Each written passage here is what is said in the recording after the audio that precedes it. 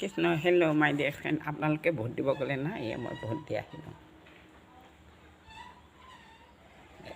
Vote কেন্দ্ৰত বহুত মানুহ হৈছে, কিন্তু এতিয়া বাতৰি এটা পালোঁ যে বাতৰি মানে এজন ইউটিউবাৰে কৈ আছে এখন গাঁও বোলে একেবাৰে ভোট দিয়া নাই। কি দুখত দিয়া নাই?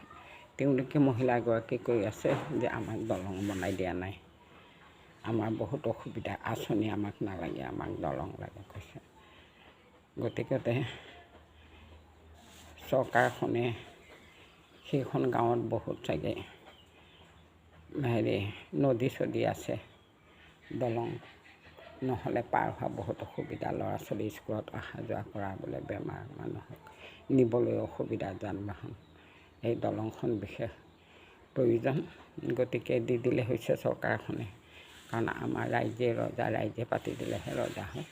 গতিকে মই মোৰ ফালৰ পৰা অনুৰোধ, এজন বৃদ্ধ বয়সীয়াল এজনো কৈছে ভোট বৰ্জন কৰা হৈছে, আমাক দলং লাগে। আৰু মহিলা এগৰাকীয়েও তেনেকুৱাই কৈ আছে আমাক দলং লাগে, দলং নহ'লে আমাক আঁচনি নালাগে, দলং লাগে, আমাক আঁচনি নালাগে দলং। গতিকতে দি দিলে হৈছে।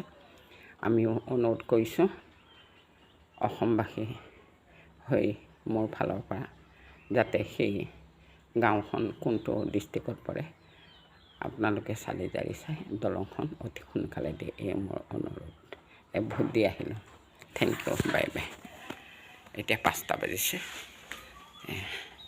ভোট কেন্দ্ৰত গৈতো বহুত কষ্টই ভুগিব লগা আছে, তথাপি দেখা নালাগে যেতিয়া আমি দিবই লাগিব।